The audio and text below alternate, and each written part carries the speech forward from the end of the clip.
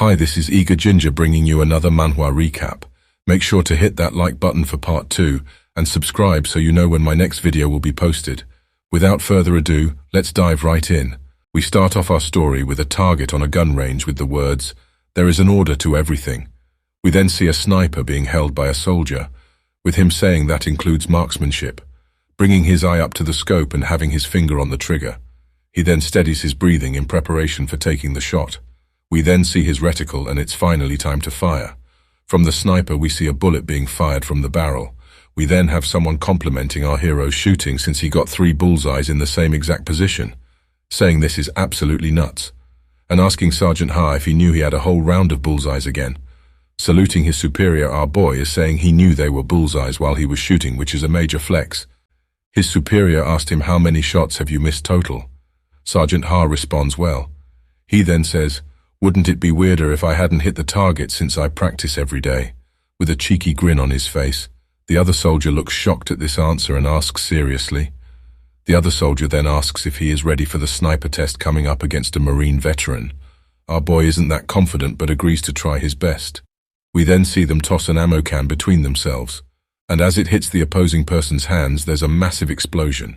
We then see our boy opening his eye with blood on his face as someone yells, "Hold yourself together." The camera then zooms out to show him next to the ammo can that exploded covered in blood as rescue workers are rushing over. We then see our boy in a hospital bed with the words, "Life, does it disappoint thee?" We then see a newscaster talking about faulty ammo in the army. Another screenshot is shown talking about multiple accidents with the words, "Grieve not, nor be angry thou." Then the sniper is shown in a wheelchair screaming about the medical bills from the accident. The words below read, "In days of sorrow gentle be." Our sniper is shown going through rehabilitation with more words below saying, "Come shall believe the joyful day." He then lands face first on the floor after falling. Should have used life alert. The words below say, "In the future lives the heart." Slamming his fist on the floor in determination, the words now read, "In the present sad indeed." With his mother crying as he leaves the room, the words below say, "'Tis but a moment, all will pass." We then see our sniper with visible strain on his face as he reaches out to the fire. Pushing through the fire, hands are shown trying to bring our boy down to hell as he screams out to save him. A shadowy hand grips his strongly, pulling him out of the fire's grasp as they try to keep a hold on him. Hands on the floor gasping for air, our sniper is just relieved he is safe, now realizing he doesn't know where he is. He looks down and sees that he doesn't have his legs anymore. He cries out, "No, my legs." The shadowy hand from before softly touches his chin with her thumb, almost as if she's about to kiss him. We then see the figure is a female with long, luscious hair leaning towards him, asking if he wants to walk again. Then she whispers in his ear that if you make a contract with me, I can let you walk again. His voice quaking with excitement, he asks if you can make me walk again. As their index fingers touch, a burst of white light and energy fills up his field of view. We then see the sniper sit straight up. A new face appears, asking if he was having a nightmare. Angry at the fear he just felt, he starts to playfully attack his cousin. The cousin is then spinning a piece of headgear around on his finger, telling our sniper he must have been really tired. We then see the contraption he was in, which is a giant alien-looking thing. His cousin then explains it's the newest full-dive VR machine. Our boy is worried about the cost, but the cousin says it was 10 million won. The sniper is immediately taken aback at the amount, but is told not to worry since it's all been taken care of. The cousin then places both of his hands on the sniper's shoulders, telling Homie and Auntie have noticed how sad you've been, so we wanted to get you this to cheer you up. He then makes the super serious face and puts the headgear on the sniper's head, telling him to accept it and that he can make money inside the game. He then whispers, "Don't you want to walk again?" The sniper then gets a flashback to that dream he had. With a pep talk from his cousin, he dives into the VR. We then see the system complete its authentication as our sniper gets transported to the VR world. A bright blue light fills the screen as he logs in. His body turns to bright blue lighting, slamming down to the floor in a superhero pose, trying to be like Deadpool so bad. He then stands up while naked, confused about where he is, with a look of shock gracing his face. Our sniper realizes that he's standing up. A bright white light shines throughout the room. A beautiful red-haired girl appears out of thin air, saying outlanders are always welcome. As she's speaking, our hero feels a breeze pass by his nether region. The realization finally sets in that he's naked in front of a female, and he poorly attempts to cover his manhood. She tries to console him, saying she's seen it plenty of times. Forgetting that he's naked, he asks the red-haired girl if she's an AI. She confirms this. She then asks, "What will your name be in Middle-earth?" The sniper ends up giving his real name, which is Haliha. He then says he'll be using his real appearance as well. The AI questions his decision since he can change his appearance and name to anything he wants. Liha is adamant about being himself since the sensation is his own. He would like to use his own legs for the first time in ages. The ginger then confirmed his selection. She congratulates him on entering Middle-earth and for taking his first steps. A bright white light fills the room again, as our sniper is shown falling out the sky towards a town screaming in fear. The story abruptly cuts to water dripping down into a puddle. We then see a white-haired woman with demon horns and wings. As the words "there were 7 magic bullets" are shown below. The 6 bullets belong to the marksman, and the final bullet was the devil's. The 6 bullets shall hit the bullseye, but the final shot will fly as I desire, as a bright red stiletto is shown. O marksman weak to temptation, reload your magic bullet, as we see the silhouette of the lady from before. For we shall unite soon in front of Hell's Gate. Cutting back to the sniper, he is upset with falling from a great height once again. Landing directly on his head, he grunts out in pain, as that familiar blue and white glow is shown, with his eyes closed in fear. He then opens one eye to view his surroundings, taking in what's around him. From the fountain to other adventurers nearby, he is in awe of the world he dropped into. He then questions that this is a game since it looks so real. Looking at his hand, he says this is my in-game character. The words from the redhead plays back inside of his head of how he could have picked any appearance. But he is happy with being himself, and good on you, my man. The redhead then makes fun of him and calls him a narcissist.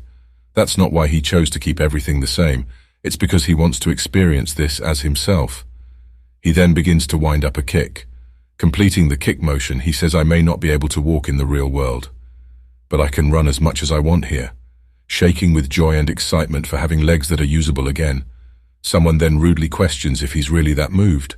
Our sniper then turns to face him as the man says, "I've never met someone as innocent as you." We then find out he helps the Outlanders get adjusted to their new environment. The NPC is shown with orange hair. The author must have a thing for redheads Olmao. Then the sniper asks what does he have to do to get adjusted here. This gets the NPC excited to tell our hero about Middle-earth. We then learn that this game has a stamina bar, and if it runs out, you won't be able to do certain actions until it refills. The sniper then confirms that it is stamina. The NPC then points out a girl walking down the roads. He then says the most wild thing. He tells our sniper to go over there and grope her breasts like what? Our hero begins to agree to do it, but realizes what the NPC halfway through and starts beating the NPC for asking him to do such a thing. Battered and bruised with a smirk on his face, the NPC says what he asked him to do was a crime, and he could get a bounty for doing so. Acting like he planned this all out, he says that's what he wanted to teach him. Luckily, our sniper has an average IQ and says that would have been the end of me if I had listened to that Neanderthal. We then see the NPC wish him good luck as he darts off to try to touch the girl again. Our hero then questions if this game is okay, and me too, man, remembering that the NPC said to go north to the training grounds. He then begins to stretch in preparation to run, slamming his foot into the ground. He sprints north as fast as he can run, filled with ecstasy at being to run for the first time in forever. Flashbacks from his time in the wheelchair cross his mind. We then see adventurers having wind fly past their face from our sniper running. Jumping up at least 20 feet in the air, he yelled with glee. He was so enthusiastic about running, he ended up getting a skill called Runner's High, which boosts his speed stats and stamina. We then see our boy in front of the archway to the training grounds, as we see other Outlanders hitting dummies with wooden swords. We then see our sniper holding a massive wooden longsword. We then hear the instructor yelling out to the newbies that as long as you put in the hard work and have a will to live, you will succeed. As our boy swings the sword to the dummy's neck with a resounding thud, as smoke is coming off the blade, our main character is shocked about the amount of force he was able to generate. The other Outlanders practicing are having a tougher time with doing the drill. We then see him loading up to strike the dummy again. He ends up creating a tornado of air around the dummy after he hits it. This rightfully shocks him, and shocks everyone else on the training field with him since he completely obliterated the training dummy. He even made a crater underneath his feet with the amount of force he generated. Which is crazy. I would sell my account if I was the other players after seeing that. As our boy is getting showered in praise by the other trainees, he ended up getting another skill for training without mistakes that boosts his strength and intelligence, but he realizes it's not a good thing to stand out, or he might end up as someone's puppet. We then see the red-haired girl appear again with Atada. He is shocked to see her so soon, since it hasn't even been a day yet. She responds with, "Well, you Koreans blitz through content so quickly." She then asks what type of weapon he wants for his class selection, as dozens of different weapons appear above him as he's shocked at the sight of them. He starts sweating at the amount of weapons he has to choose from. His eyes are drawn to the staff with a blue crystal in it. As he's reaching for it, the girl calls out to him to get his attention. With shadows over her eyes and sinister smile, she says, "Take your time browsing," as a type of gun vaguely appears before her. We then see the demonic white-haired hottie from before. "I'm sorry, I have a certain type." He recognizes what's floating behind the girl, but I don't think he can see my waifu. The gun is then bathed in a golden light. He reaches out to grab it and comments that it doesn't look like a modern rifle. After checking it out, he concludes that it's a flintlock musket, and that it was used even before the Napoleon era. He is surprised that it has a real flintlock and gunpowder. Inspecting every inch of the musket, he asks if he can test fire it. The red-haired girl says, of course. She then materializes the gunpowder, ramrod, and the steel ball.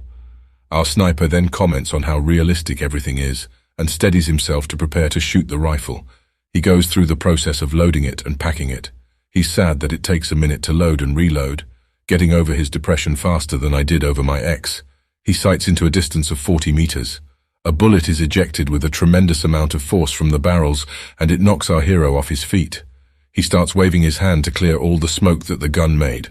After being upset at his bad aim from the 40 distance, the girl roasts him about not reading the description of the weapon, where it clearly says muskets have a 50% accuracy at 40 meters, being determined to hit a shot on the target. He starts to reload the weapon, then complains again about the reload speed, thinking he'd be better off with a different long-range weapon. He asks the girl if she has any other. She shows him a recurve bow, a crossbow, and a longbow. He then complains about how it's unfair it is to gun users with how the weapon is set up. The girl then says it's to balance the combat assistance system. She then gets serious after our hero asks if he can turn it off and have better accuracy, and she says the system has to be balanced with a deadpan face. After weighing his options about the weapons he can choose, he opts to try to log out to have more time to think. He then learns that he can't log out during the class selection process, but still tries multiple times. He starts yelling that now he can't see which class is better by logging out and researching, and that he's not playing this game for fun, but to make money. He then compares the pros and cons of the musket, and is crying because he's gonna have to choose something else. As the staff starts to materialize in his hand, suddenly he's sent out of the area through a portal. We then see him in the real world coughing as his mother is calling out his name.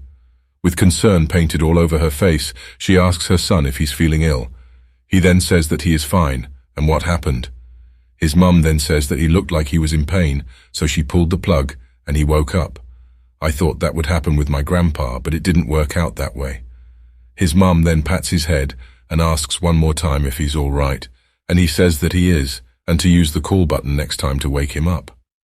She wishes him a good night as she leaves the room. Our hero then thinks about what happened to his class, since he was forcibly logged out. He searches an online forum for an answer, and it says that he will have to delete his character and wait 3 months before he can make a new one. Getting agitated at the answers he's seeing, he tries to convince himself that he touched the wand and that he will be a mage if he logs back in. He begins the login process. He lets out a sigh as he sees that he ended up being a musketeer. He doesn't want to be, but he steadies himself with his choice, since he would have to wait 3 months otherwise. But after realizing he got the skill called bayonet charge, he is immediately depressed. Holding his gun in his hand in the fetal position, a pair of boots appear, commenting that he hasn't seen a musketeer in forever. Slowly rising from the ground as fire appears around him, our sniper asks in an angry tone, "Who are you?" It's an NPC giving him a job to kill rabbits. The quest is to collect 10 rabbits. We then see a rabbit nibbling on some grass in a field, smirking as he walks, thinking this will be a piece of cake. He then spits a rabbit and starts loading his musket. He then controls his breath and takes a shot. The rabbit moves and our sniper also did it hit. We then see the rabbit with glowing red eyes looking at our hero like, who does he think he is shooting at me? Exhibiting an exorbitant amount of spiritual pressure, the rabbit stares daggers at our hero as he realizes that he missed. The rabbit charges forward as our hero tries to reload, but the rabbit is too quick and hits him in the gut with enough force to knock him backwards. Realizing how screwed he is and that he might die if he keeps reloading to a rabbit, he opts to run away as fast as possible. But since this game is realistic, the rabbit catches up to him rather quickly. The rabbit charges up a roundhouse kick that Chuck Norris would be proud of, and he hits our hero right in his back. The other adventurers in the area are watching with concern, wondering if our hero is a mage that ran out of mana. He's getting absolutely beaten down by this rabbit, and is at half health. I'm a last-ditch effort to not die to the rabbit. He grabs his musket like a baseball bat and shouts out a war cry. This startles the rabbit. We then see a perfect home run derby swing being done, and it launches the rabbit into orbit. Leaning on his musket, our hero let out a sigh of relief. Shaking from the beating and exhaustion, he makes fun of the rabbit, saying, "Shooting isn't the only thing I can do. Pipe down there, Barry Bonds, you definitely almost lost to the rabbit." The rabbit comes back, and we then get to see a montage of this man fighting. He swings and misses. The rabbit aims a kick at his head. The rabbit catches him right on his chin. He grunts in pain. Screaming, "Come at me," he slams the butt of the musket into the back of the rabbit's skull. Other adventurers are spectating in utter disbelief that our hero is trying to beat the rabbit into submission with a gun. Our boy is absolutely exhausted after the fight with the rabbit. Angry about the situation, he clenches his fist to show his fury. Determination to make his class work through the system. We then see our sniper in his wheelchair on the computer researching muskets and the way they work, rubbing his chin while thinking about trajectory and velocity. Honestly, I don't feel like saying all those details, so we are moving on. Ruffling his hair in anger that using his musket as a bat is his best option run. His mum asks him if he's studying from the doorway. His mum comes in and pats his head, asking if he's feeling less depressed after getting the virtual reality system, and he says yeah. Leaving his room, she tells him not to stay up too late, and good night he says he won't. But we all know that's a bold-faced lie. After receiving some praise and love for his mum, he readies himself and is determined to make money from this game. His goal is to get 10,000 gold so he can be able to walk again. Two adventurers hear a loud gunshot and are startled by it, as we see our sniper struggling to reload as quickly as possible, rubbing the sweat from his face after succeeding to reload 3 seconds faster. As the girl in the back says she couldn't live like that with that long of a reload, the adventurers then make fun of our hero by saying he's probably gonna uninstall soon. We then see the results of his practice on the dummy, and his grouping was stellar. He then checks his status window and sees he has 23 bullets left. We see him hiding in a bush with a devious grin on his face as he sees a rabbit grazing. He then breaks off some leaves from the bush to test the wind direction. The rabbit, sensing something was off, pops his head up to look around. Our sniper then fires his shot. With the smoke billowing around him, he thinks he hit the shot, but turns out it grazed the rabbit, and now it's pissed off, and has veins all in his muscles looking like Arnold in his prime. We then see the two titans clash as our hero is mad he missed again. We then see him actually hit a rabbit with his shot, at 100 meters no less. We then see him get some new achievements with all 3 achievements together, adding 24 dexterity points and 9 strength. Visibly excited by the improvement to his character, he starts rubbing his chin like a 90s villain. His face abruptly changes to shock and disbelief as his musket flint breaks. With tears in his eyes, he wishes he can just shoot his gun in peace, but it looks like it's going to be used as a bat for a while. Might as well call him Barry Bonds. As we see him tussle with the rabbit, 2 adventurers are commenting on the fact he's using his gun as a club and start calling him blood-drenched butt. Laying on the ground exhausted, he is frustrated that it takes 8 seconds to beat a rabbit to death, but a minute to reload. After he stands up, he gets a notification that he has leveled up, as the other people eye. The area congratulates him on his progress, and he is embarrassed at all the attention he's getting. He then grabs his backpack and gun and heads towards the NPC to collect his reward for the quest, as other adventurers whisper his nickname Bloodstained Butt, which is really out there. I think he got a backpack for completing the quest. I'm not sure, but the rabbit quest is completed. As he's handed his reward, the NPC asks if he could hunt rabbits again, but our boy quickly declines, and I don't blame him for not wanting to fight the roided-out rabbits. A status window appears above his head, saying the quest is completed and he earned 50 copper. He then heads to the tavern to sell his rabbit meat he collected. The tavern keeper is a giantess and towers over our sniper, but she does say that his rabbit meat is really high quality. The giantess then asks him if he would like to help her store out by bringing her rabbit meat. This catches our boy's attention as he questions if it's another quest. After looking at the status window for the quest, he is thoroughly confuzzled. After figuring out it's a quest line, he asks, "What is black rabbit meat?"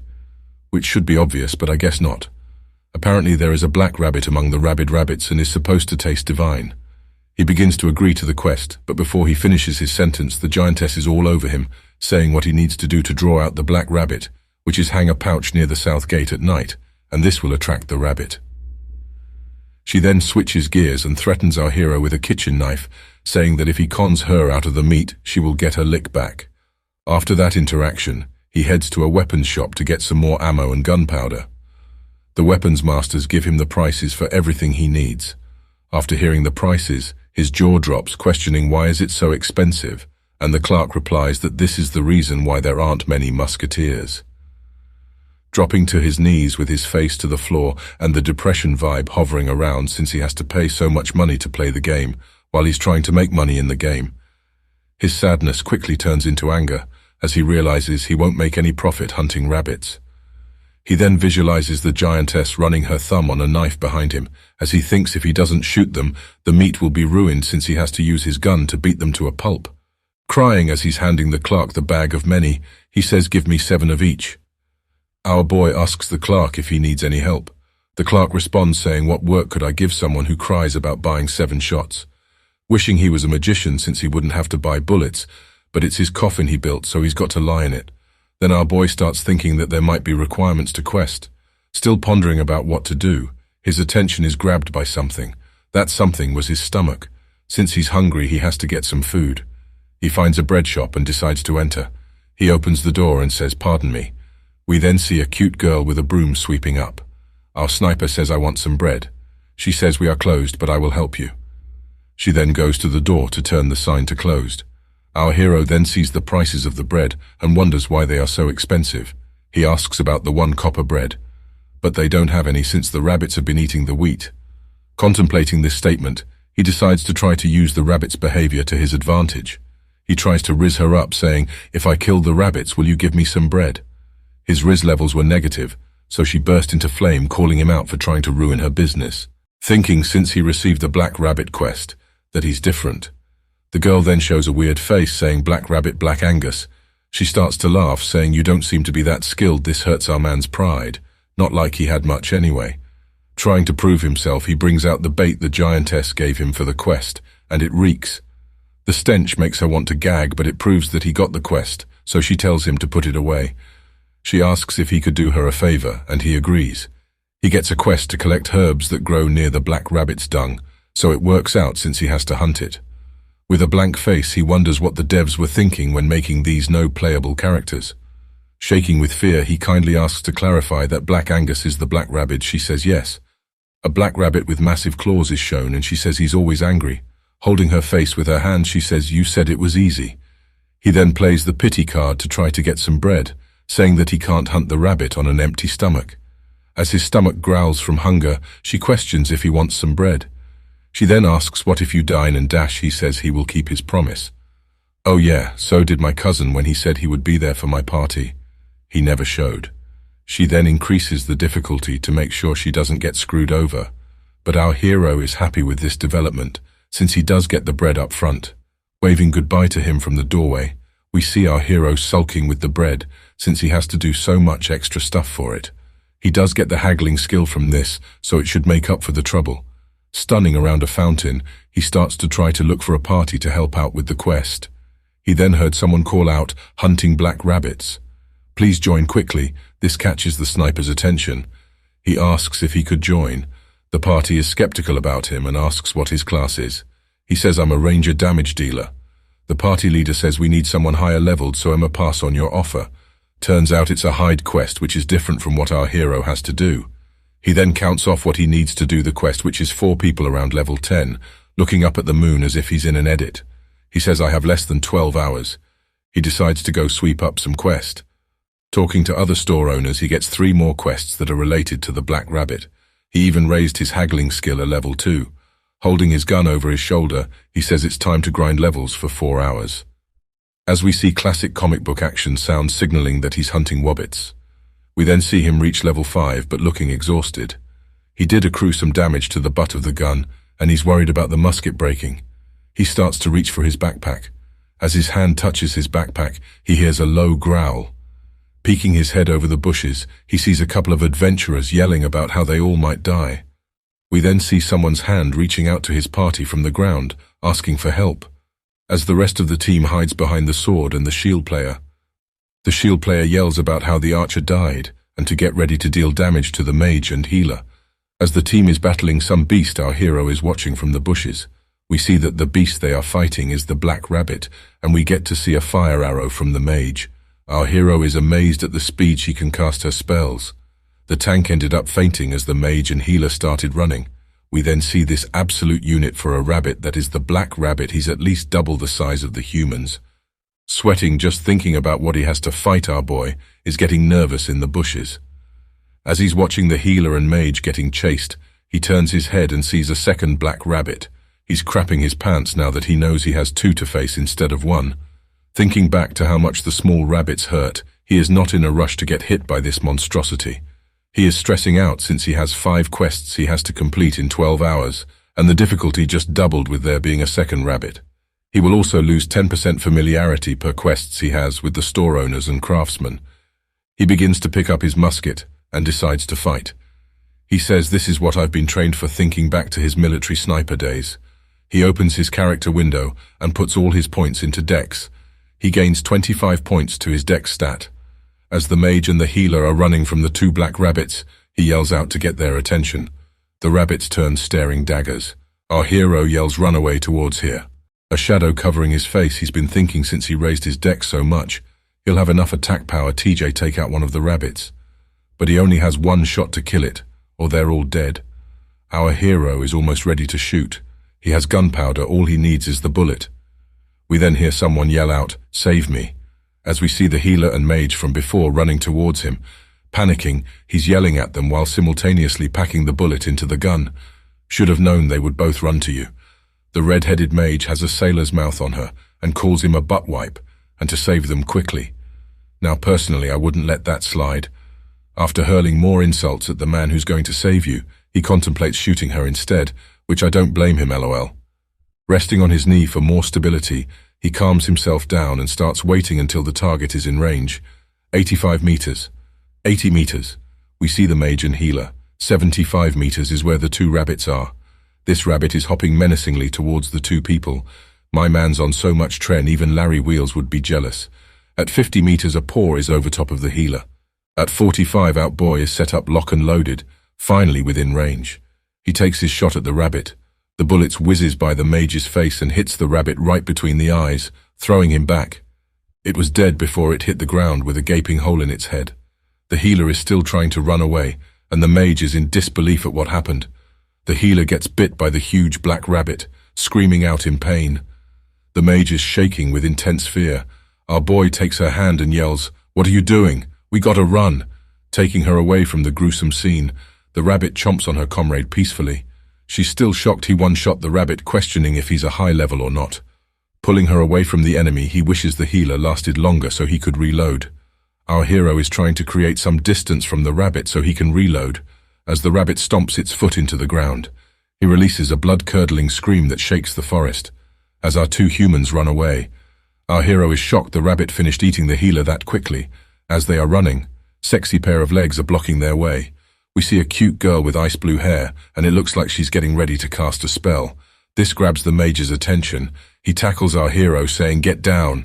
Water starts building up in the blue-haired girl's hands. The water turns into ice bolts and she's ready to cast. The bolts barely miss our 2 heroes as they duck underneath. The bolts get closer to the black rabbit. They connect and proceed to knock it back as our hero is living my dream. The ice begins to crystallize over the rabbit. The red-haired mage asks for our sniper's name and he's confused as to why, but she quickly tells him so they can make a party. After the party is formed, she begins casting a fire spell. Gathering the fire into a ball, she is ready to cast the devastating attack, which she does yelling for already to the rabbit. The 3 fire arrows are speeding to the rabbit. It connects as we see the black rabbit being engulfed in the flames. The three survivors are standing side by side, pleased with their work. We then see our sniper has leveled up once again. The red-haired Magi begins rummaging for the items, and our hero is worried they got burned in the fire, or if the mage was trying to take them all for herself. We will end our story here. Thank you for tuning in, and don't forget to like the video if you want a part 2 and subscribe so you know when my next video is posted. Get this video to 50 likes, and I'll post a part 2. Stay fresh, you cucumbers.